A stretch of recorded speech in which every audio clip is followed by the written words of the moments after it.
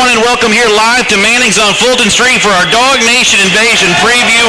Great crowd on hand. Everybody ready for Georgia and LSU tomorrow inside Sanford Stadium, or I should say inside Death Valley there in Baton Rouge. And we're going to do our part here over the course of the next hour to get you just as excited as this crowd is as we look back on some of the great moments in Georgia LSU history and look ahead to what's going to be a big day tomorrow afternoon at 3:30 Eastern or 2:30 Central for those here in Louisiana. Here is some of what's coming up. Here at Manning's on Fulton Street, a little later on, we'll be joined live by Chip Towers. He'll give you his thoughts about what's going to happen between Georgia and LSU and the sights and sounds that he's been observing in New Orleans here the last couple of days. You would not believe the literally thousands upon thousands of Georgia fans who have descended upon New Orleans here. You know, we call it DawgNation Invasion, and there is no doubt about it that the invasion has happened here once again. And of course, everything that we're doing here would not be possible without our great sponsors. So huge thank you to Kroger and Marlowe's and R.S. Andrews and Skyland Brookhaven for making this such a great event for us, and we certainly appreciate you being a part of the journey here as well. You know, Georgia and LSU are two programs that haven't played in a long time.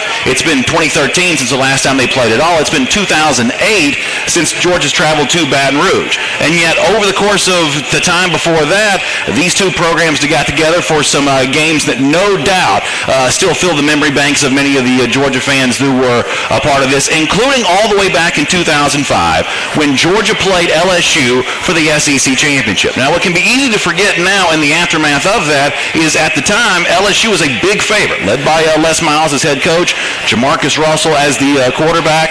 Tigers pretty big favorite there that day against the Georgia Bulldogs. But DJ Shockley and Mark Richt stepped up in a big way inside the Georgia Dome, and it ends up being one of the great moments in Georgia versus LSU history. Now, I can talk about that, or you can get the chance to relive it for yourself, courtesy of our friends from the UGA Vault. So take a look at this. Some great video from our friends at the UGA Vault, and a little taste of Larry Munson, whose call that day was exceptional. When you think about all the fun tomorrow with Georgia and LSU, it starts with the great fun from the past, including the 2005 SEC championship. So here, courtesy of the UGA Vault, take a look at this right now.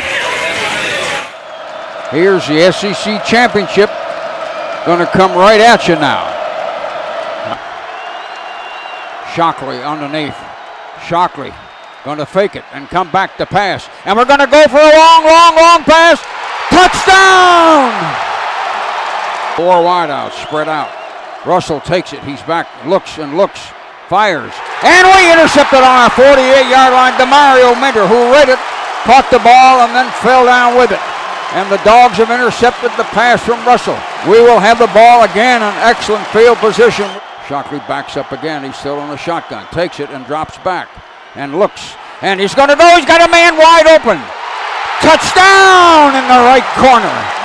Sean Bailey again, this time in the other corner. He caught the ball and 1 foot came down inbounds. 4th down. LSU in a punting situation. So we load up the middle and we decide we might take a shot at them. We're coming off the corner, but they pick up and we block it. It's on the 23. LSU's going to pick it up. We're going to tackle them on about the 14-yard line. Boy, we blitzed the man off the corner. They blocked him so hard, I don't know how he got up. But somebody else shot up the middle,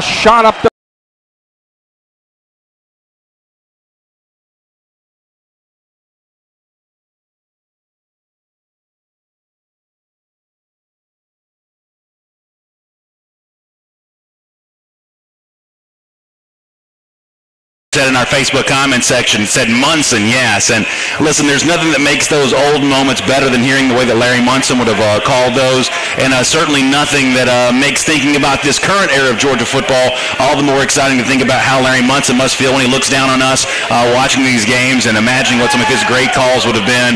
Larry Munson continues to be a very special figure in the hearts and minds of a DawgNation. It's great to look back there and see his call from the 2005 SEC championship. Of course, a huge thanks to the UGA Vault for making that footage, both the audio and the video, possible. And if you really like what you're getting there from the UGA Vault, you'll love it even more when you download the free UGA Vault app. More than 100,000 people have done that. As I said, it's free to download, and you get access to the Larry Munson highlights, the video like you just saw. We'll be showing you a lot of that kind of stuff over the course of our evening here today, live from Manning's here on Fulton Street in New Orleans. And if you're in the New Orleans area, you're looking for a place to hang out, this is the place where DawgNation is today. So come on over here. We'll be hanging out, enjoying some happy hour specials. channels and having a great time here at Manning's. It was our home for DawgNation Daily this morning. It's one of the most beautiful sports bars you'll ever see, and it is packed to the rafters with Dawg fans right now. So get on over here to Manning's next to the Harrah's, and you'll be able to see that. Let me take a couple other comments here, and we're going to hear from former Georgia quarterback DJ Shockley. Marcus Davis says they're already in Baton Rouge, Louisiana, traveling over from Monticello, Georgia. It has been so much fun, Marcus, to hear about so many of the Georgia fans and their travel plans here, whether it be flights, some of which got to be very, very expensive, or travel issues, some of that made more complicated by some of the issues on I-10. Obviously, a lot of people have battled a lot to be here, including some of our audience in Southwest Georgia, maybe the Florida Panhandle, that have dealt with a lot more serious weather conditions. So for a lot of people, this is a time to get away from the other more serious stuff going on in their life, and we're just so glad that so much of DawgNation is having such a great time here this weekend. Pierce Ransom says, boy, I wish I could be there here this weekend. And Pierce, for the people who can't be there, that's one of the reasons I wanted to do broadcasts like this, to make you feel like you're a part of it. And if you couldn't be in Louisiana here this year, we'll do our part here at DawgNation.com, at the forum, at forum.DawgNation.com, and here on the video channels as well, to make you feel as much a part of it as you possibly can. Now, the star of the game there against LSU back in 2005 in many ways was former Georgia quarterback DJ Shockley. And in just a moment, I'm going to let you hear an interview that I was lucky enough to do with DJ earlier this week for our DawgNation Invasion special. And in this video, it's cool for a lot of reasons. First of all, you'll hear DJ's thoughts on the game against LSU. He had also played in the game in 2003, Georgia's last trip to Baton Rouge. So he'll give us a little bit of a preview of what it's like to be in Death Valley in front of a hostile crowd. And make no mistake about it, even with these thousands of Georgia fans, it's still for the most part going to be a hostile crowd in Death Valley on Saturday. So he'll tell you what that feels like. But stick around for the end of this discussion, because in the midst of this discussion with DJ Shockley, he talks about the relationship that he has with Justin Fields. They do know each other. Shockley's reached out to Fields. Fields has taken it upon himself to text back with Shockley. And one of the main reasons why this Shockley-Fields relationship I think is important is because something that DJ Shockley experienced over the course of 3 or 4 years at Georgia, in a lot of ways accelerated. Justin Fields is dealing with some of that same kind of stuff right now. DJ Shockley had to be patient, and you'll hear him say that the SEC championship that he ultimately won was made the more sweeter because of the fact that he did wait through 2002, 2003, 2004 to get there. No one thinks that Justin Fields may wait quite that long to get significant playing time at Georgia, but for now he is forced to be patient. There's no better person to give him advice than someone like Shockley, who was patient and then saw his patience be rewarded with great success, and now he's one of the most loved and fondly remembered Bulldogs of them all. So here's a part of our DawgNation Invasion special presented by Kroger and Marlowe's, R.S. Andrews, and Skyland Brookhaven. Take a look at DJ Shockley, looking back on Georgia LSU from the past and to the current team with his impact on Justin Fields. This is good stuff, and I think you'll enjoy it. And here as Georgia gets ready to invade Baton Rouge on Saturday as part of DawgNation Invasion, let's talk to a guy who had a big moment against LSU back in 2005 in the SEC Championship. It's the great former Georgia quarterback, DJ Shockley. DJ, thanks for your time today. How you doing?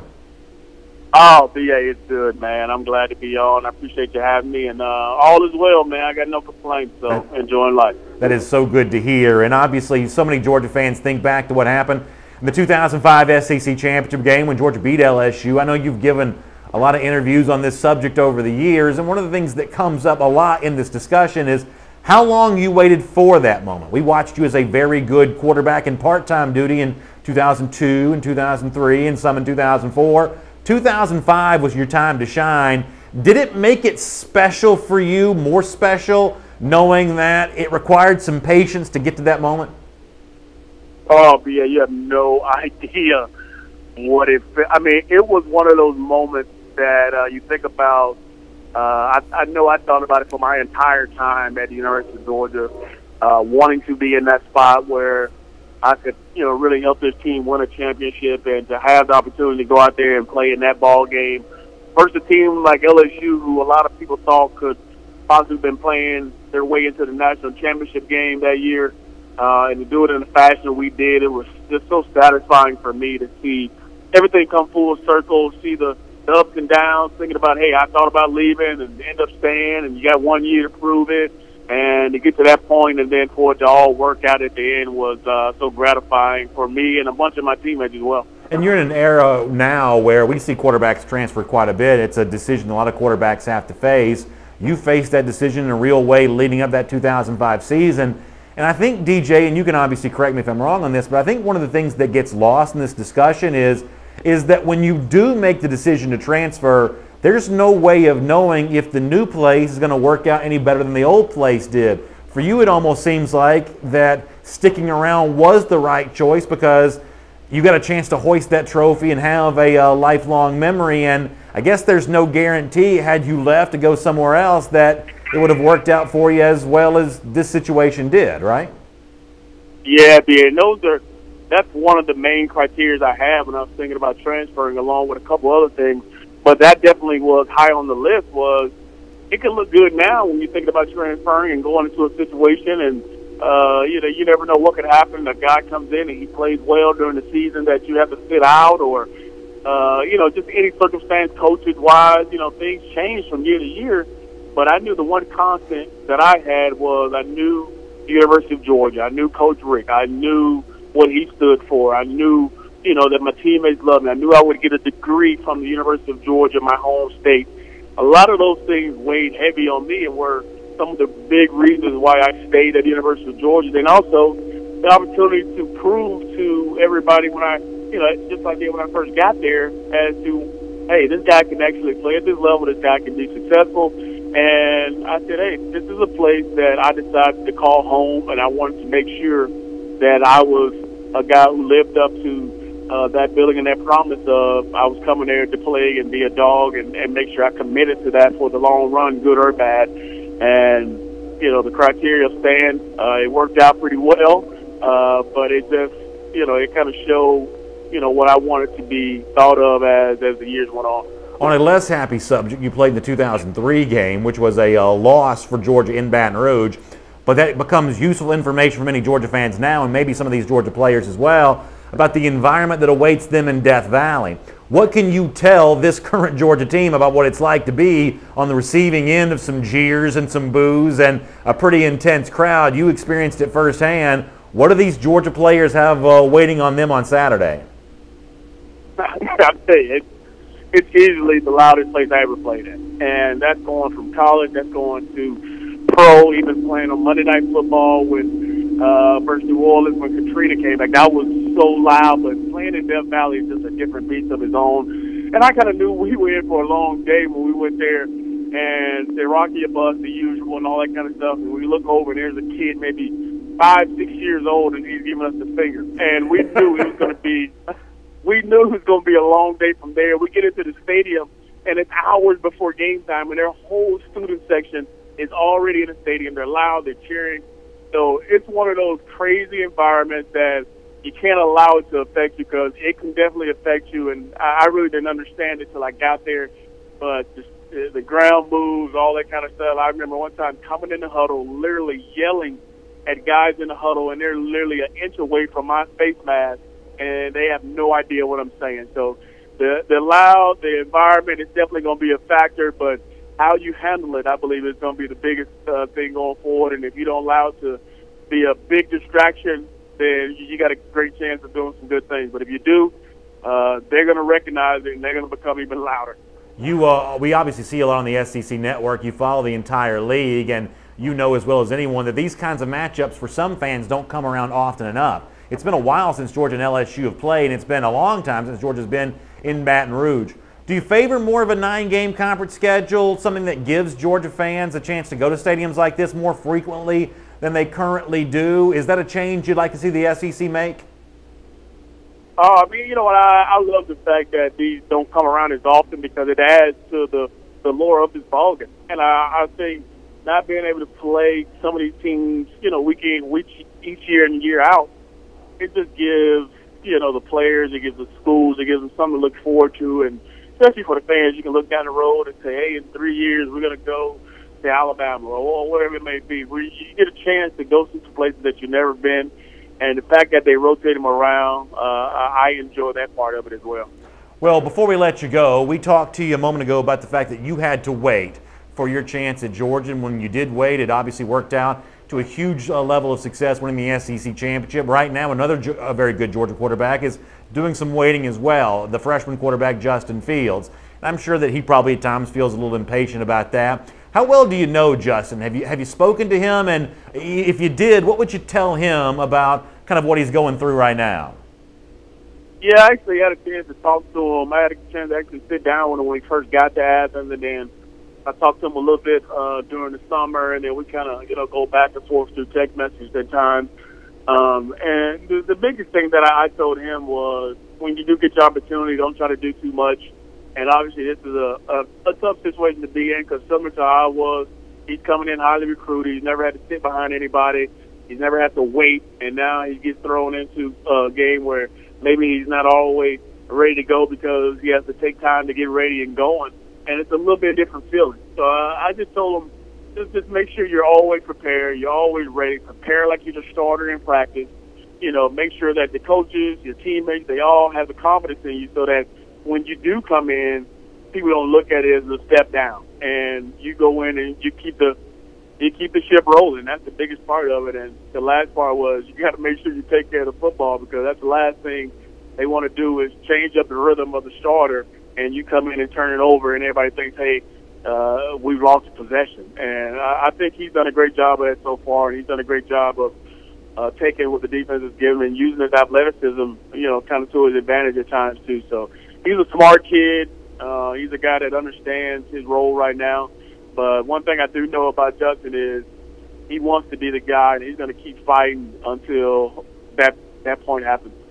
Well, DJ, you were a great player at Georgia, and you've turned into an outstanding broadcaster. I love seeing the SEC network, and for those of us that live in Atlanta, we love seeing you covering the Atlanta Falcons on the NFL side as well. And it's always fun to talk a little Georgia football with you as well. Hope you enjoy the game on Saturday between Georgia and LSU, and we'll look forward to speaking to you again soon.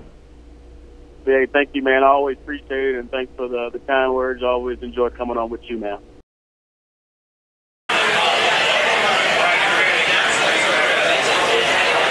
Welcome back here live to Manning's in New Orleans, and great stuff there from former Georgia quarterback DJ Shockley. I love Richard Lumpkin's comment in our Facebook comment section that Shockley's a true DGD, and Richard, that couldn't be more true. And one of the great pleasures that I get in my job here, in my role on DawgNation, is to talk to guys like that. And DJ's gone on to a great broadcasting career. He knows the SEC very well, but obviously he still has great affection for his time at the University of Georgia. Still loves the guys that are doing this right now, both of Georgia's quarterbacks, by the way, Justin Fields and Jake Fromm, and his insight on them and his insight when delivered to them, I think, is a really valuable asset for the program right now. Pretty good comments in the Facebook comment section as well, including Marcus D, who says, hey, you know what, this may be Fromm's day tomorrow, and it could be, but the extra weapon of Justin Fields is also another dynamic for LSU to have to think about, which is valuable in the game against the Tigers, because let's face it, you want all hands on deck in one of the toughest environments all of the SEC against a very tough opponent. That's one of the reasons why you're glad to have both Jake Fromm and Justin Fields on this roster. And in big games like the one that Georgia's going to play tomorrow, you want guys to step up in the biggest possible way at the biggest possible moment. Well, way back in 2005, there was another example of that in the SEC championship game against LSU. It wasn't just DJ Shockley, it was the guy on the receiving end of two of Shockley's touchdown passes. Of course, I'm talking about wide receiver Sean Bailey. And as you might imagine, Bailey still fondly remembers what he did in Atlanta in 2005. They took down LSU then. Many of the people behind me think Georgia's going to take down LSU once again. As we get ready for that tomorrow, let's hear from Sean Bailey right now. DawgNation Invasion comes up this weekend for Georgia fans descending upon New Orleans and Baton Rouge. And in honor of that, we're looking back at some of the great Georgia LSU games of all time. And it's a great pleasure of mine to introduce to you now one of the guys who had a very big performance in a very big game against LSU a few years ago. It's former Georgia wide receiver Sean Bailey. Sean, thanks so much for your time. How you doing today? Doing great. I appreciate you guys having me on. So obviously we all have fond memories of what you did in the 2005 SEC Championship. 2 touchdowns there propelling Georgia to the victory against the Tigers. What was it like to have one of your biggest games in a Georgia uniform and one of the biggest games that you played? How did it make you feel to know that you stepped up at such a huge moment? No, it's awesome. I have a lot of fond memories from my time playing, but now they're more bigger than that 2005 SEC Championship game. To be on that stage and have a performance like that was awesome. You know, a lot of people, when they look back on the game, one of the things that may, to a certain extent, get lost to history is the fact that Georgia actually entered that game a pretty significant underdog to LSU. Do you remember your team embracing the underdog role that week? LSU did come in as a pretty significant point spread favorite. What was the talk about that going into the game, and did it make it feel sweeter at the end knowing that not only had Georgia hoisted another SEC championship, but had done so as a pretty decided underdog? Yeah, without a doubt. You know, all week, you know, nobody gave us a prayer in that game, and it actually made it a lot easier to prepare. There was no pressure at all. You know, we were really playing with house money, so it was just a real relaxed week going into that game. And you know, when we got out there, we played extremely loose from the start, and things early on started to go our way, and it was almost a snowball effect throughout the game. One of the things that made your game against LSU in 2005 different than the one that's going to be played this year in 2018 is it's been a long time since these two teams have played. But when you played in 2005, Georgia had played LSU in the 2004 regular season, had played the team twice going back to 2003, both in Baton Rouge and in the SEC championship there in 2003. Did the game feel more like a rivalry in 2005 because these two teams did have a little familiarity with each other, something that the 2018 teams can't really say? Did it feel more like a rivalry because you guys had actually played LSU a little bit in the years leading up to that? No, it did for sure. Like you said, in 2003, that was my freshman year, and we played them twice. We played them in a really close game in Baton Rouge, and then played them in the SEC championship, and it didn't go as good, you know, either way. But we bounced back in 2004 and got a win against them.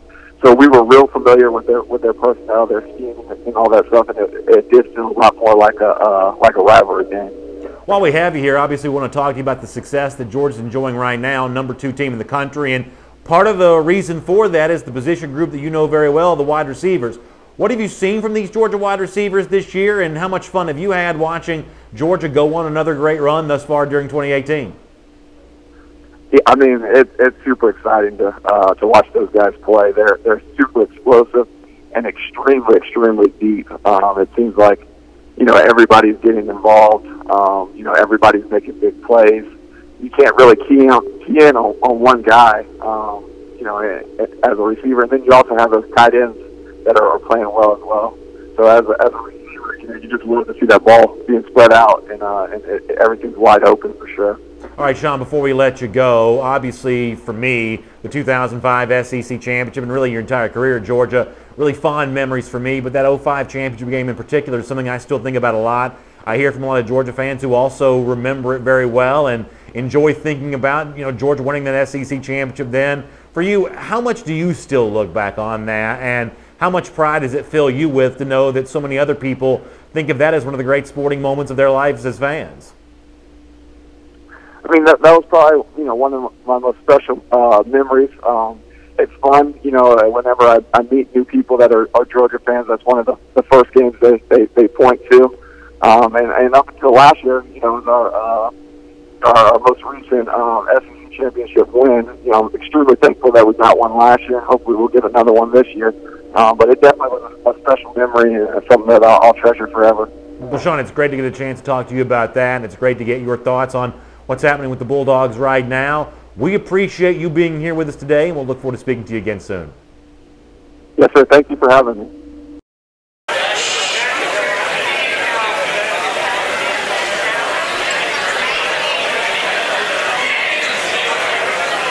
Welcome back here to Manning's on Fulton Street in downtown New Orleans, right next to the Harrah's Hotel and Casino.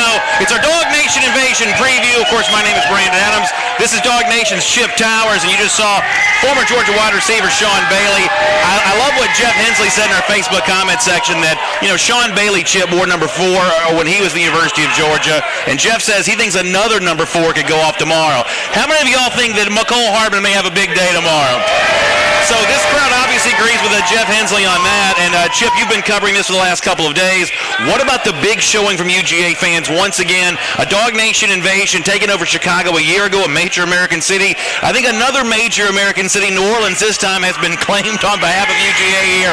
Red and black, the entire town has been painted. It really is. I mean, literally just an hour or so ago, I came from the French Quarter, and there was a second line march of DawgNation dog fans walking right down Bourbon Street. They're all over the place. Been saying, I got here late Wednesday night. There were, a few people on the planes Wednesday night coming in. Yesterday was a steady stream. Today, it's a full-blown takeover. Yeah, it's unbelievable. And of course, our takeover would not be possible without our great sponsors, Kroger and Marlowe's, our friends from R.S. Andrews and Skyland Brookhaven. They've all made it possible for us to be here and have such a great time here today. We thank them. We're looking forward to hanging out with them all throughout the rest of the weekend as we get ready for a big event tomorrow. And obviously, the game itself is the main event. And Chip, I guess let's get serious and talk a little football here, because I'm curious your thoughts on this. We saw LSU lose a week ago to Florida, and yet for me, that hasn't done a whole lot to change my thought process on the game. Playing in Death Valley is never easy. I think LSU is still, the AP poll has them ranked at number 13. That seems about right to me. This is still one of the top teams in the country. Better on defense than on offense, probably for sure. If Georgia scores tomorrow, it puts a lot of pressure on LSU, and I don't think LSU can keep pace. We see the Georgia offense that we saw in the first half against Vanderbilt, certainly. But your overall thought on what you expect to see from Georgia and LSU tomorrow? Well, this is always the case when you go to play in Tiger Stadium, and I've had the good fortune of coming here 4 or 5 times. I was here when Georgia won in 1998. I was here in 2008 when Georgia won. I was here in 2003 when they lost. And what happened in 2003 is what can't happen here is missed opportunities. Billy Bennett missed 3 field goals that day. Georgia had some turnovers. So, composure is really important. You hear Kirby talk about this all the time. Georgia being composed early on and getting on top of them early on. Because, look, a good buddy of mine, Glenn Gilbo, he was opposing view guest. He's covered LSU for 25 years. He just gets the sense that LSU, they feel challenged right now. Okay. They don't feel like that they're in the conversation anymore nationally, and because of the Ed Orgeron, the whole talk about him in the preseason, and so they're going to be. He feels like Tiger Stadium is going to be like the mythical Tiger Stadium, and not how we've seen it the past couple of years. A little bit. I'll give you an interesting stat on that. LSU lost last week, but if you want to go back to before last Saturday, as an undefeated team, Vegas had LSU at about 50-1 to win the national championship. They were undefeated, but only 50-1 to win the title. Michigan, which had a loss, was about 25-1. Yeah. So in terms of being overlooked, and I know that the idea of nobody believes in us is an overused football cliche, but one of the things I do think makes LSU a little dangerous tomorrow is the fact that they do kind of have that nobody believes in us card. Right. Completely written off maybe after losing to Florida. Yeah. Not really a part of the major conversation prior to the game against the Gators. Extra edge, does that give LSU one? I mean, it would not be the strangest thing in college football history for LSU to use that as motivation. This is the new world for Georgia, all right? I mean, they're number 2 right now. They're defending SEC championship. They are going to get every team's best shot every week. That's what we saw at South Carolina. This is one of those things, in retrospect, we may find out that was a better win than we all give them credit for at South Carolina. The same thing when they were at Missouri. When the number 2 team shows up, everybody's excited by that. You can make your season by taking that team down, and that's what LSU is thinking right now. Everybody's written them off. They feel like they can, make their season by taking down the Georgia Bulldogs. Ramona Keys in our Facebook comment section, seeing all the Georgia fans here in New Orleans, she says, instead of Mardi Gras, it looks like Doggy Gras in a lot of ways. That's a pretty good line, Ramona. I got to admit, I may steal that one and make that one my own. And Doggy Gras. Yeah, you mentioned what happened in 2003 when Georgia did miss out on 9 points in the first half with some missed field goals there. I think that's one of the things that makes Rodrigo Blankenship an important player tomorrow. Using him in a close game. Georgia doesn't play a lot of those, but in a close game, it's good to have the best kicker. And there aren't going to be too many games that Georgia plays this season where Rodrigo Blankenship won't be the best kicker. No, he's the best kicker that in this game tomorrow. But this is where LSU has made a lot of difference from when we were in Atlanta this summer at SEC Media Days talking about everything. There's 2 things you didn't know about LSU. You didn't know about quarterback play, and you didn't know about special teams play. Well, they brought in this Cole Tracy guy. Yeah, you're right. And he has answered the call as a kicker, doing a great job. And this is as good as Georgia will face in a special teams matchup in terms of return game. They have a big-time return game, so it's going to be very important, not just that Rodrigo kicked the ball out of the end zone in kickoffs, but also that Jake Camarda take care of business on those punts. He's been a little bit inconsistent. Got a great leg, but you got to kick it away from those kickers. And then the other thing is quarterback play. Joe Burrow has made a huge difference for this team, and I'm really intrigued to see how Georgia and Kirby and Mel Tucker are going to attack this. Because Florida did it one way. They got after the quarterback. They pressured him 8 times. They sacked him 5 times. They hit him 6 times.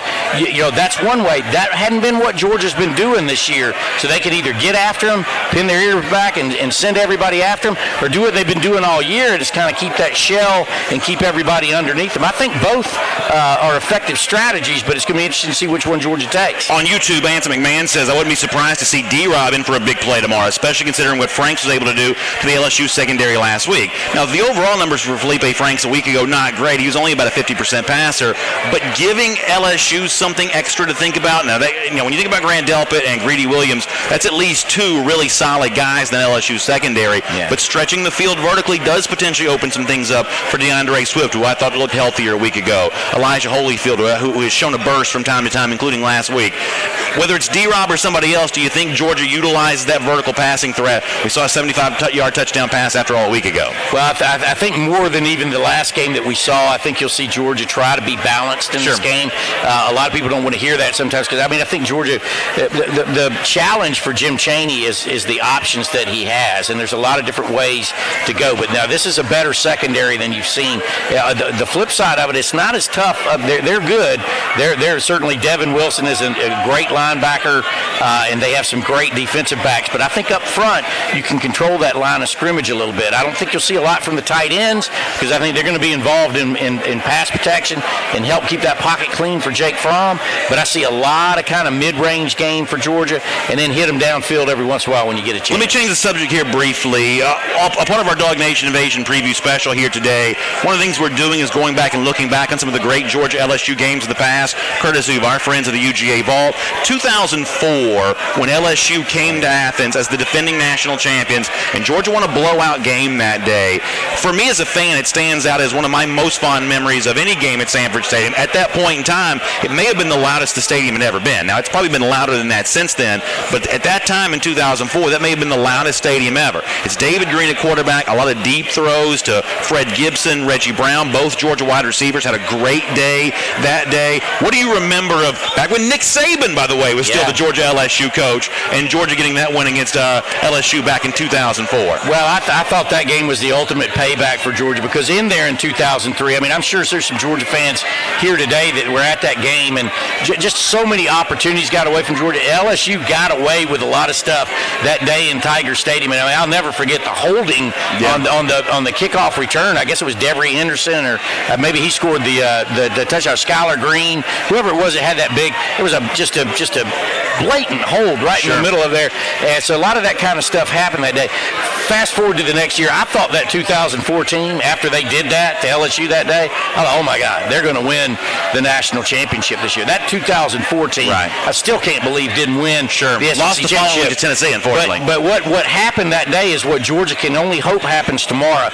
They love their cornerbacks. They love their secondary. That's a great point. We're going to man you up. We're going to be one-on-one. But if you got guys like Fred Gibson and Reggie Brown that day, and I think Georgia has those kind of guys in Terry Godwin and J.J. Holloman and Riley Ridley and certainly McCole Hardman, they can be taken deep, and you got to take those shots against them. You have to take them. That's great analysis from Chip Towers. And, of course, speaking of looking back to 2004, it's all courtesy of our friends at the UGA Vault, which is a free app to download. And when you get it, like more than 100,000 people have, you're going to have access to the great old calls by Larry Munson that still induce the goosebumps when you hear them. The great video like what you're about to see from Georgia and LSU in 2004. The UGA Vault, when you download that, you get access to all of that. So I think good Georgia fans are getting this UGA Vault app. I know I've had a great time spending some time in that app this week, not just with the stuff that we're showing you here, but some of the other great moments like Lindsey Scott's kick return in 1978 and a whole lot of other great stuff. We're seeing all of that here through the UGA Vault. So make sure you get the UGA Vault app and you'll have access to all the great highlights that we're showing you right now. In fact, let's do that right now with 2004. Big day for our buddy David Green.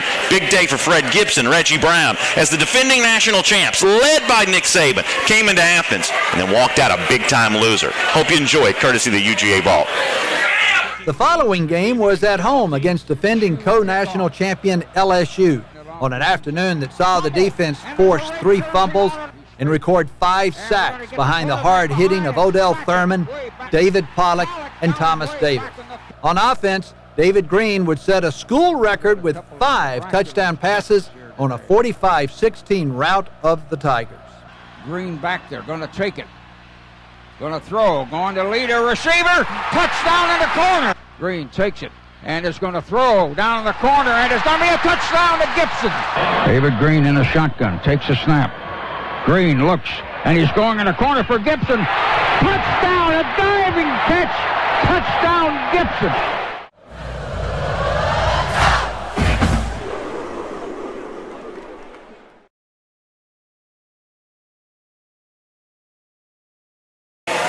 This is down Bourbon Street. Wow. Just a little while ago.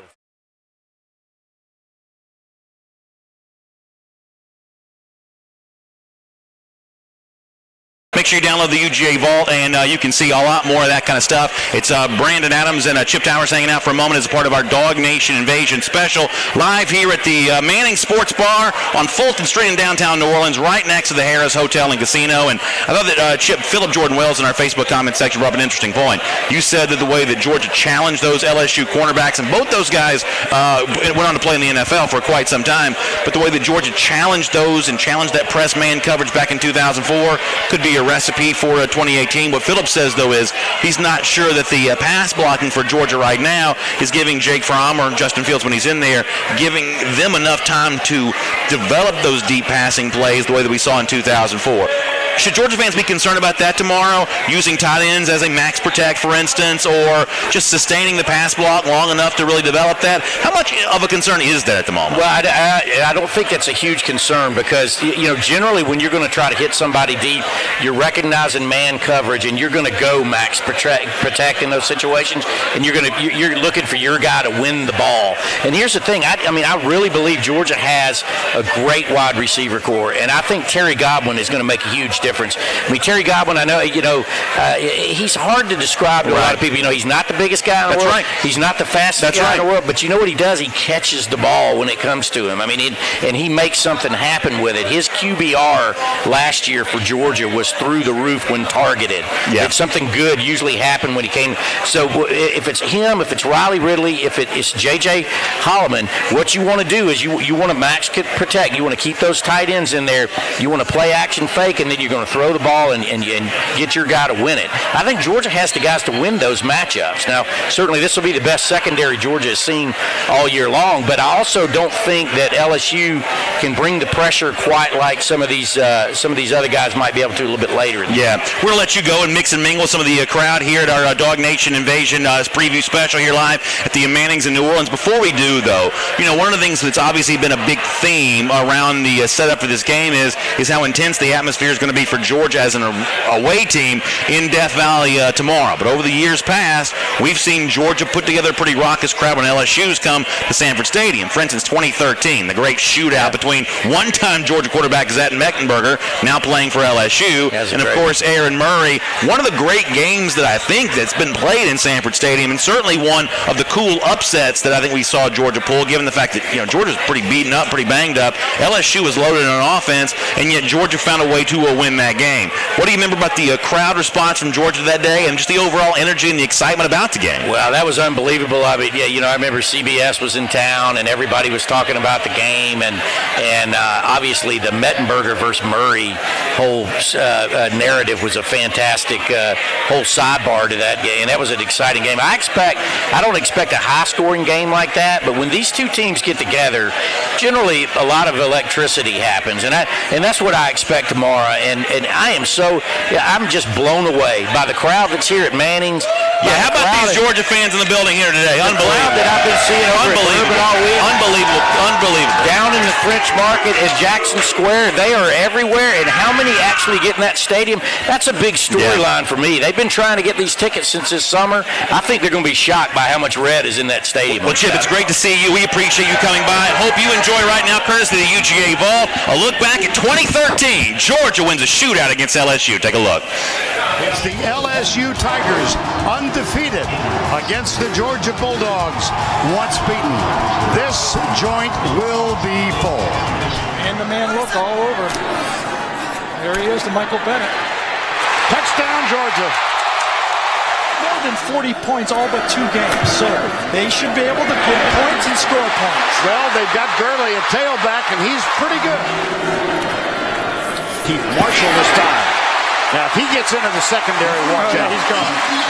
He's got great speed. Here's Bennett getting in the slot, top of the screen. Play action. Murray goes deep. Got a man open. Chris Conley. Touchdown, Bulldogs. Oh, man.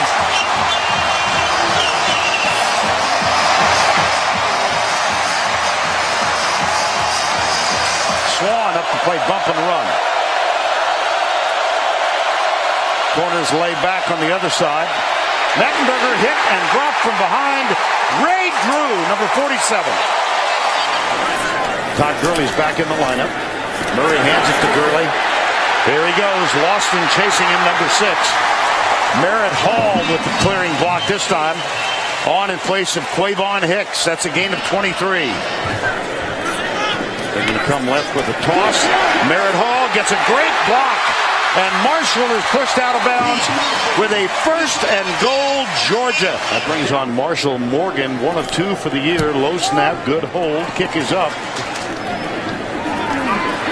Moderate play action. He goes deep left side. Man is open. It's Conley again.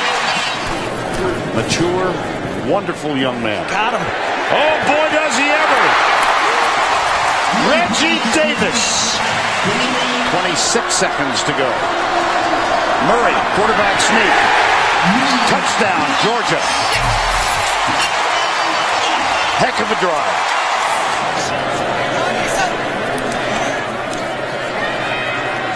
Deep left side, over the shoulder catch. Chris Conley. Look who's back there, the field goal returner. He's listed on the depth chart. Is Odell Beckham as missed field goal return specialist because he had one of 100 yards earlier. Here's the kick. That's got plenty.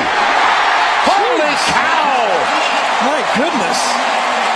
A career long for Marshall Morgan. Well, that's 2 or 3 examples of what might have been called. Remember, Mettenberger had one, LSU had one early, both sides. Ball's loose. Still, and Georgia's got it. He forced the ball to come out and drop his defensive lineman. Nobody does. Nope. Murray, wide open. Michael Bennett, Georgia touchdown. Toss to Hill. Comes outside, he'll score. And LSU has gone on top.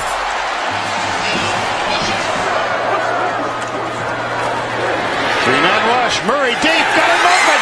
Touchdown! Justin Scott Wesley.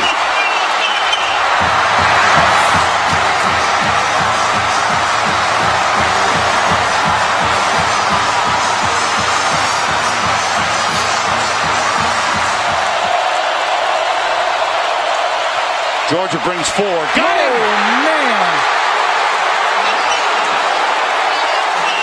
Leonard Floyd again. Blitz up the middle. Mettenberger across the middle. Incomplete. Is there a flag? There is no flag. Oh my gosh. Mettenberger heaves it. It's incomplete. It'll go over on downs.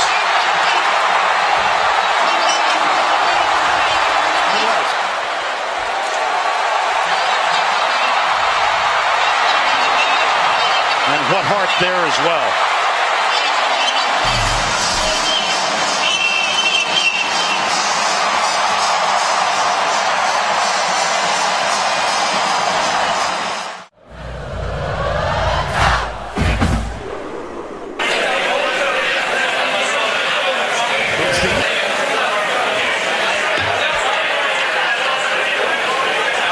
One of the great moments in Georgia LSU history, a big win in Sanford Stadium in 2013. Welcome back here to our DawgNation Invasion preview special, live from Manning Sports Bar in downtown New Orleans on Fulton Street, right next to the Harris Hotel and Casino. Good to have you with us. We've still got plenty more fun stuff to come, including a look back at some other great Georgia LSU games and some terrific highlights from the UGA Vault. Speaking of the UGA Vault, what you just saw there, you can see more of when you go to UGAVault.com and download the UGA Vault, which is free to download. More than 100,000 Georgia fans have done so, and it gives you great access to video, the Larry Munson calls. It's all there at the UGA Vault, so check that out. Also, a huge thank to our sponsors, Marlowe's, Kroger, R.S. Andrews, Skyland Brookhaven for making the DawgNation Invasion possible. And speaking of our buddies at R.S. Andrews, I just saw Dari from R.S. Andrews. He's already going around here having a good time, so nothing better than seeing the folks who support DawgNation having a great time here at a DawgNation Invasion. And for those of you that have made the trip out here to be with us, we certainly appreciate that as well. Before we get more highlights and before we hear from a former Georgia great at linebacker Rennie Curran, let me take a couple of the comments in the comment section here. Wayne Folan weighed in a little earlier. He was talking about Georgia running back DeAndre Swift. The thing about Wayne you got to remember is Wayne lives up in Pennsylvania, so he's got sort of a soft spot in his heart for a lot of those dogs from Pennsylvania. Georgia's got a couple of those right now. And I really feel like that what you saw from Swift a week ago, the way that he had the great touchdown reception and really showed some speed and what I thought was a very healthy looking body there, I think that could potentially foreshadow here what could come for him on Saturday. I just sort of have a sneaking suspicion that DeAndre Swift is going to end up being a big player in this game on Saturday. I can't wait to see that, and I appreciate Wayne weighing in on that. I also thought that Brandon Pratt in the Facebook comment section had a pretty funny line. He said comes tomorrow night, 7:30 in Louisiana, that stadium's going to smell like swampy body odor and disappointment. I think that Georgia fans certainly hope that. It's really become one of the calling cards for UGA as of late. The empty stadium on the road, by the time it's all done, it's nothing but Georgia fans celebrating. We saw South Carolina fans, tuck tail and run back in September. It was Tennessee fans last October. It was the half the stadium that Florida fans sit on in Jacksonville, completely emptied by the end. Notre Dame after the celebration with the win a year ago. All Georgia fans there when it was all said and done. That's really become one of the victory cigars for Georgia. To think that could happen in Death Valley tomorrow, a place that Les Miles used to describe as the place that dreams go to die. If Georgia's dreams of a championship remain alive tomorrow with a big win, can you imagine what the celebration is going to be like? The party's already been crazy the last couple of days before the game even kicks off. What is the post-game celebration going to look like on Saturday night in Baton Rouge and in New Orleans and all around the state of Louisiana if these Georgia fans get what they're hoping for and what their wish is, which is a big performance from UGA here in this game. Of course, the last time Georgia traveled to Baton Rouge was a good long while ago, all the way back in 2008. But important to remember, Georgia, the last time it went to Death Valley, walked away a winner. And it was big plays on defense that got it done. Darrell Gamble had 2 interception returns that day. Rennie Curran had 14 tackles. Well, the Georgia fans also expect some of the playmakers on defense for the Dogs this year to also step up in a big way. Well, as a potential preview of what might happen tomorrow, let's look back once again, courtesy of the UGA Ball, to 2008 and the big moments that enabled Georgia to go into Death Valley in a wild, high-scoring game, come away a winner. Take a look at this, courtesy of the UGA Ball. Afternoon from Tigers Stadium in Baton Rouge, Louisiana. Laced by Bird out to the outside. C.J. Bird moves over. Lee drills it, intercepted. Picked off in the middle by Darrell Gamble. He gets a block. There are no flags. Touchdown, Georgia. Toss, left side. Marino. How about that nifty little move? All the way to the 25-yard line. Here comes the blitz, and there goes the fade. And it is a touchdown, Georgia. He'll roll to his right, pulls up off his back foot, and throws that one dangerously into trouble. It's intercepted. Rashad Jones got it. Second down, Stafford. Reverse, comes right. This is A.J. Green into space. Still in bounds and finally tackled inside the 40-yard line. This will come from 50. Brian Mims is the holder. Got it. On the corners. Stafford with a play fake. He is blitzed. He goes deep. A.J. Green. That's going to be a Georgia touchdown. Here's the toss. Marino. So patient. And he breaks loose. He does not have great speed. And he's in a foot race and is not caught from behind. Touchdown, Georgia. Holy cow. Out of the spread. Stafford. Oh, he's got A.J. Green all by himself. At the 20. Hit from behind by McCray and down at the 11. Remember he had the quarterback draw earlier in the game. Four-man rush. Flores the quarterback draw. Touchdown, Georgia. Three-man rush. Lee. Oh, boy. Intercepted by Gamble. That's his second of the day. He's got a convoy as he heads left.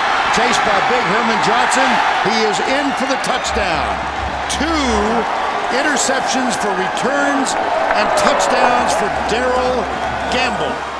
And those who stayed came all the way dressed in red. They didn't have the greatest seats in the house, but they enjoyed it. Mark Richt, Les Miles, center of the field.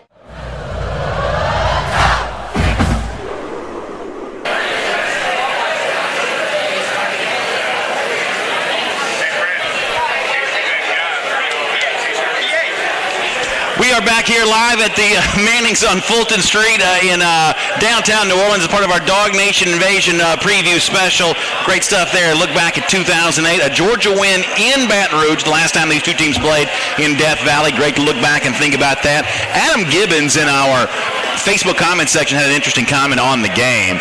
He said that he was actually only 5 years old when that game is played. And that's one of the things I love about DawgNation is that, you know, through the job that I get to do, I get to meet people who were really young when some of these games happened, or people who were remembering those games as a student at the time, or recent graduate, or, you know, some of our DawgNation folks who have been around all the way back to the time of Herschel Walker. I mean, one of the cool things about what we have here around DawgNation is the way that it spans generations. The young, the not so young, but everybody obviously appreciative of the great moments. And I do love those moments, courtesy of the UGA Vault, like what you got a chance to see there, a look back to history, because I think it's important for people to know the history, even the history that predates them. I've always been a student of that when it comes to Georgia football, so I'm glad guys like Adam, who may not have been quite old enough to remember games like that when they took place, getting a chance to appreciate those right now. And of course, we thank the folks from the UGA Vault for helping us make that possible, and for all the folks here that have made DawgNation Invasion possible as well, like Kroger, R.S. Andrews, Marlowe's, and Skyland Brookhaven. Now, speaking of the game against 2008, as I said, one of the guys who played big there that day was former Georgia linebacker Rennie Curran. How about 14 tackles on the road against a big-time SEC West foe here? Be nice to see a Georgia linebacker duplicate that feat tomorrow. How was Curran able to do it all the way back in 2008? We had a chance to talk to him this week, and he told us the story. Take a look. We're here with the great former Georgia linebacker Rennie Curran as we get ready for DawgNation Invasion in Baton Rouge on Saturday between Georgia and LSU. Rennie, thanks so much for your time today. How you doing? Doing great. Thank you all for having me. So obviously one of the big stories for the game for Georgia and LSU on Saturday is the fact that it's a trip back to Baton Rouge for the first time since the game you played in back in 2008. Now, when your team was preparing to go into Death Valley, a lot of the coaches certainly around the program had probably had memories of the game there in 2003. What were you guys told about the atmosphere, about Baton Rouge, about Death Valley, the intense crowd? What was the week of practice like leading up to that game, knowing that you were going to face the difficult environment that LSU's known for being? What were you told by Mark Richt and the rest of the Georgia coaches about all of that? Man, I mean, basically we were just told just how intense of an environment it is. And for the guys that we had on our team that year, guys like Matthew Stafford, Noshawn, we had all played in similar environments playing at Bama the year before, so we kind of knew what it was like to play in intense environment, in hostile environments with crazy fans and whatnot. So our biggest thing was just to go in and play our game and not get caught up with the storylines, not get caught up with the hype surrounding the game, and just to start fast, and we were able to do that day. It's a big game. Your team won, and as you said, start fast. That's exactly what happened. Georgia walks away with the win. But during the game, especially at kickoff in the early stages, what was your experience like being in front of that crowd? A lot of the Georgia players will go through that on Saturday. Some of them have never played in a hostile environment before. Many of them haven't played in very many games like this. So what did it feel like for you when the game actually took place and you actually had that crowd breathing down on you? Yeah, I mean, it was intense, man. When you get out there, you can just feel the energy in the air. And, I mean, it's nothing like playing in those major SEC games where you know a lot is riding on the line in terms of reputation and in terms of just setting the tone for the rest of your season. So when we went out there, I mean, it was just, you knew it was one of those games where every play mattered. Like, every down could be the difference in the game. And it just so happened that Darryl Gamble made an interception early on in the game, I think first possession, which gave us that momentum early on and never allowed the crowd to get fully engaged in the game. That's what I remember most about it, because you could just tell, I mean, with every play that they made, that fan base was ready to just explode. And that would have given them just that edge of just, you know, because it's so emotional. That would have given them the edge, but we never gave them a chance to really get into the game and really build that momentum that could have helped them beat us. So you had a big game. I want to talk to you about what you were able to do, but you mentioned one of your other linebackers there, Darryl Gamble, who had 2 interception returns for touchdowns there that day. How proud were you for him when a guy like that steps up and gives the defense and the entire team such a lift? It was a huge day for Darryl Gamble. I would imagine a moment that he still has fond memories of, and maybe you have fond memories of Gamble's performance there that day. Oh, what was it like seeing Gamble get the 2 picks and doing what he did for the Georgia defense? Oh, yeah, I mean, it was awesome. I mean, anytime you see your teammates have a great day and just help, you know, the team win, it's always great. You know, it's a team effort. Every single player matters out there. So, and then Darryl, he was always one of those guys who was a very smart player, who was always where he needed to be at the right time. He was one of those guys who, you know, took on blocks so I can make a play. So I'm always happy when any of my teammates get that shine, and he just stepped up that day for us in a big way. And I mean, it could have been completely different if he doesn't get that interception in the first play of the game. So, yeah, it was huge. And it was also a huge day for you. 14 tackles against LSU back in 2008, one of the loudest, toughest environments in all the SEC, and your level of play was just as intense as the crowd. What are your own memories of your own performance? I know you're a humble guy. You don't like to brag on yourself necessarily, but a lot of Georgia fans certainly remember what you did in that game. How did you feel about your own performance giving your team such a lift? Yeah, I mean, as I look back on that film, man, it was just the intensity of the game. And one thing I always tried to bring was my whole entire heart to every single game, every single play, just making sure that if I'm not making the tackle, that I'm near the ball and that I'm doing everything to help the team win. So that's what I see when I look back on that game, and my whole entire career was just straight hustle, effort.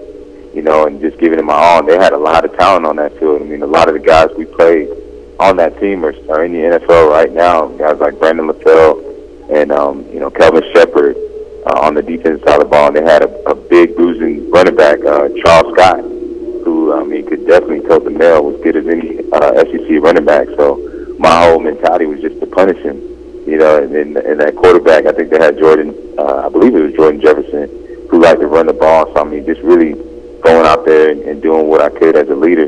And, you know, I was proud of my performance that day, and the rest of the team as well. Well, before we let you go, Rennie, let's talk a bit about your thoughts on this Georgia team right now. Number 2 in the country, undefeated through 6 games here. How have you felt about what you've seen from UGA thus far this season? Yeah, so I heard the comments Kirby made in terms of the team and where they're at right now as far as putting together a full game. And I couldn't agree with him more. I think this team has all the potential in the world. We have the right tools. But right now, we're kind of shooting ourselves in the foot with penalties and making those little mistakes that keep us from being great. You know, we're good right now, but we're not great. And so I feel like, we still got a little bit of ways to go. And truth be told, we haven't really been tested this year. We haven't been in a position where we've been down by 2 touchdowns and have to battle our way back, or have to, have our leaders step up and rally the troops. And that still has yet to be tested. And I think we're going to start to see here the team really show and become who they really are in these next couple of weeks when we play LSU and Kentucky and Auburn. And it's either going to go really well, or we're going to have to learn some tough lessons. So, yeah, that's how I feel. But, all in all, we got a very, very talented team. Nobody can deny that. So it's all going to be about what we do when our back's against the wall. Then finally, Rennie, any advice for this Georgia team for this week during practice as they make their way over to Louisiana? Any advice for how to handle what's coming next against LSU? But I mean, you know, the biggest advice I'll give them is definitely the same as it was for us, is to not get caught up in the hype, you know, of this game, and, you know, to treat it just like it's the next SEC game. You know, I mean, they have a sense of urgency to know that, hey, this is like a national championship game. Each and every week matters. So just do what you've been doing. Focus on being disciplined, playing fast, you know, starting fast and finishing strong. So that'll be my biggest advice. Rennie, excellent stuff. Thank you so much for your time, and we'll look forward to speaking to you soon. Yes, sir. Go Dogs.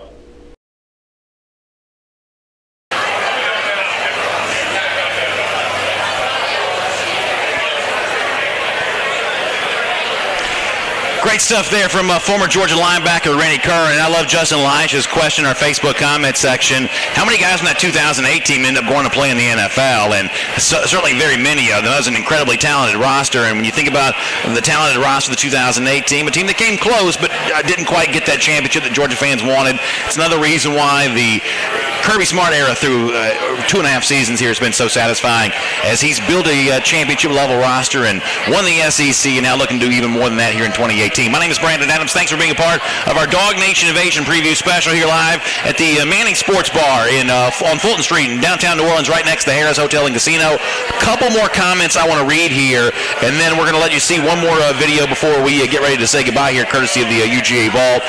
First of all, Tony Langley in our Facebook comment section also asking about tomorrow. Don't forget, tomorrow morning, 11 a.m., the DawgNation Invasion buses are going to pull into Baton Rouge. We're going to be live there at Walk-Ons on Burbank Drive. So a huge crowd is gathered to join us here at the Mannings tomorrow. We expect another huge crowd to join us right there in Baton Rouge, and you can be a part of it. Come on by and see us as our buses pull in. We'll be glad to hang out with you and let you be a part of the DawgNation Invasion tailgate there tomorrow. And by the way, just a moment ago, as we were coming back from our video, I had a chance to talk to a couple people. I actually met one of our DawgNation Invasion winners. I'm not sure which contest it was the winner from, but I actually met one of the folks who had won that. It's kind of always cool to get a chance to do that and shake some hands with some folks who are one of the lucky ones that got a chance to be a part of DawgNation Invasion here. And of course, we're so thankful for all of our winners and sponsors who've got a chance to be a part of DawgNation Invasion here today. I was also talking to a guy, you know, as we do the show here live from Manning's, a lot of the audience is kind of behind me here. Some of them have made their way onto the video. And I said, hopefully y'all all told your bosses where you were coming this week. Otherwise, whatever sick note, excuse for playing hooky you have, you may be outed if you show up here on the back of this video. So hopefully everybody's good there on that front. But what a great time it's been. And of course, huge thanks here to Kroger and Marlowe's, R.S. Andrews, Skyland Brookhaven for making it all possible. Before we go, though, there is one more comment I want to read, and then one more video I want to show here. I thought in our YouTube comment section a moment ago, Brew2L had a great point about Georgia running backs that we've talked a little bit about DeAndre Swift. We've talked a little bit about Elijah Holyfield.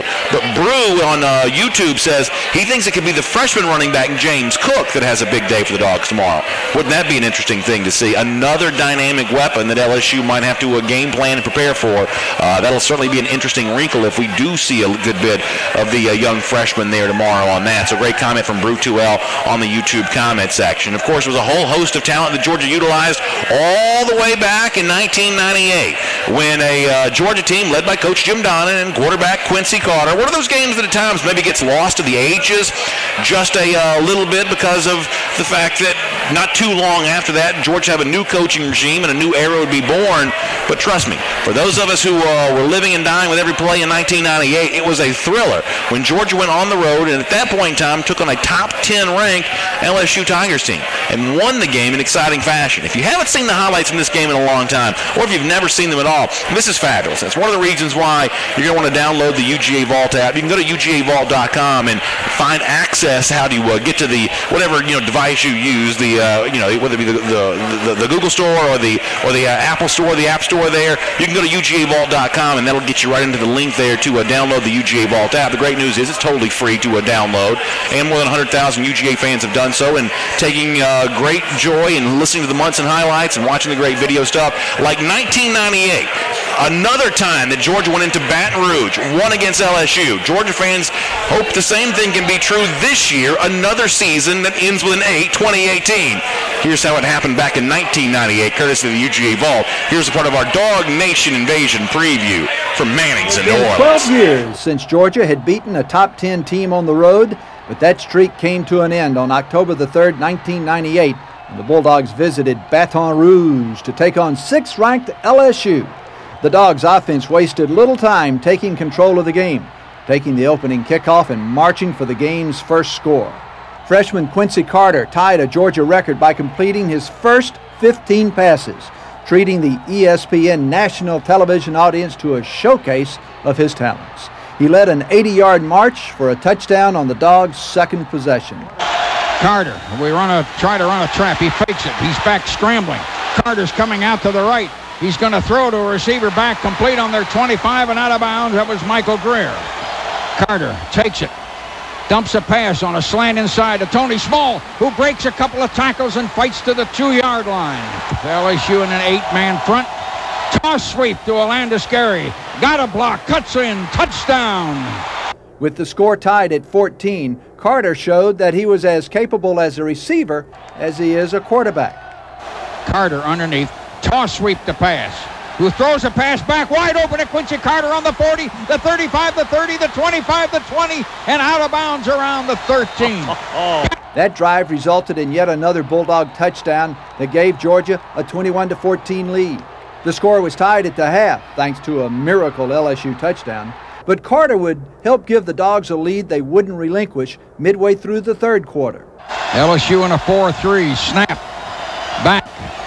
Quincy got a block behind him, looking. Now he threw it a mile. A leaping catch, Tony Small. Touchdown in the back of the end zone. That's his 4th or 5th tonight. Outstanding catch. Carter completed 28 of 35 passes for 354 yards and 2 touchdowns, while Champ Bailey would play 96 plays and finish with 195 yards of total offense. Bulldogs upset LSU 28-27.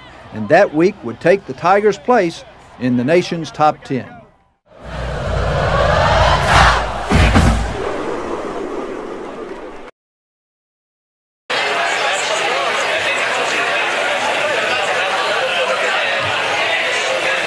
Jay Wise in our Facebook comments section while the video was playing there, courtesy of the UGA Vault, said, hey, make sure you tell Miriam Martin Corbin I said hello. Miriam Martin Corbin, for those of you who are not aware, is a very frequent commenter of ours on our DawgNation broadcast. She's actually here right now, and so a lot of people have been really excited about putting a face to the name that shows up in the comment section so much. I also love Peter Jeffrey Wilson's comment, looking back on the 1998 as well as all the other great highlights we've shown today, courtesy of the UGA Vault. He said, man, there are a lot of great dogs, and that's the feeling I get as well, Peter, when I look back on some of these great games, just how lucky we all are. Not just what is in many ways the golden era of Georgia football we seem to be going through right now, but also those great memories growing up from the 90s and the early 2000s we've had a chance to show here. For those of us who are old enough to remember those games, I think we're really privileged and blessed to have been able to live through those, and celebrating those right now is a lot of fun. We appreciate you being a part of it today here on our DawgNation Invasion special. There's also some thanks I have to give before we get ready to get out of here.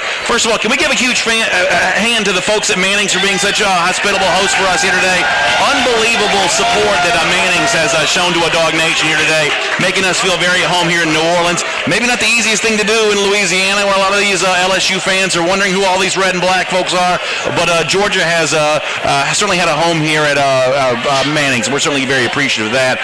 They've been great to us all day long. Also, huge thanks to our sponsors. We couldn't be here if not for them. Kroger, Marlowe's, R.S. Andrews, Skyland Brookhaven. Very, very special thanks for them making the DawgNation Invasion trip here possible, as well as the UGA Vault, all the great audio and video you've seen in tonight's show, courtesy of the UGA Vault. Make sure you download that app and you can watch all that kind of stuff on your own time there. Michael Carville back in our Atlanta studios, Connor Riley here on the scene, BJ Sweeney running things behind the scenes as well. This is the start to what's going to be a great weekend. DawgNation Invasion in Baton Rouge tomorrow. We think Georgia comes away a winner. We can't wait to talk to you about it. We'll see you tomorrow in Baton Rouge. Thanks for being a part of our DawgNation Invasion preview. Have a great night, everybody.